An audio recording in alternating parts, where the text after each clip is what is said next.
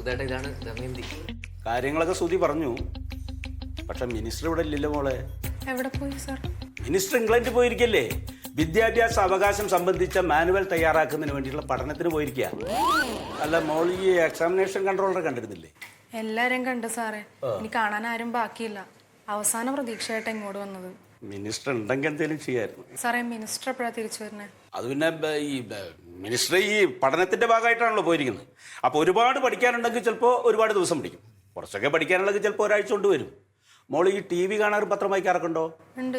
അപ്പോൾ പിന്നെ മിനിസ്റ്റർ വരുന്നത് പത്രത്തിലോ ടി വിയിലൂടെ അറിയാൻ പറ്റും. ആ ദിവസം സുധീനെ കൂട്ടി വന്നാൽ മതി, നമുക്ക് സംസാരിക്കാം. ശരി, കൂട്ടി വരുന്നായിരുന്നു ഞാൻ. അല്ല സാറേ, മിനിസ്റ്റർ എന്തായാലും പോയേക്കുവാണല്ലോ. തിരിച്ചു വരാൻ ഒരുപാട് സമയം എടുക്കും. അപ്പൊ ഇതൊന്നും പെട്ടെന്ന് ശരിയാവണമെങ്കിൽ ഞാൻ ആരെ പോയി കാണണ്ടേ സാറേ? യൂണിവേഴ്സിറ്റിയുടെ കാര്യമല്ലേ, ഇനിയിപ്പോൾ ഒരാളെന്നെ കാണാനുള്ളൂ. ആരെ സാറേ?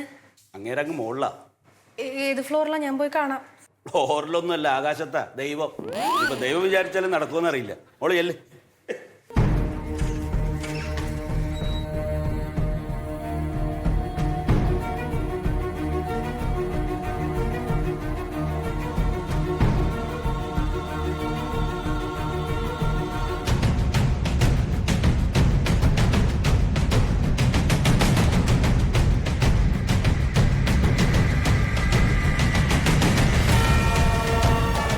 പ്രിയപ്പെട്ട അമ്മയും അച്ഛനും അറിയാം, എനിക്ക് നിങ്ങളെയൊക്കെ വളരെ ഇഷ്ടമാണ്.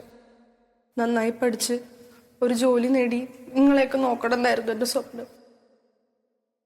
പക്ഷേ എൻ്റെ എല്ലാ പ്രതീക്ഷകളും നഷ്ടപ്പെട്ടു. ഇനി നിങ്ങൾക്കും ഈ ഭൂമിക്ക് ഭാരമായി തീരാൻ ഞാൻ ആഗ്രഹിക്കുന്നില്ല. ഞാൻ പോവാണ്. എന്നോട് ക്ഷമിക്കുമല്ലോ.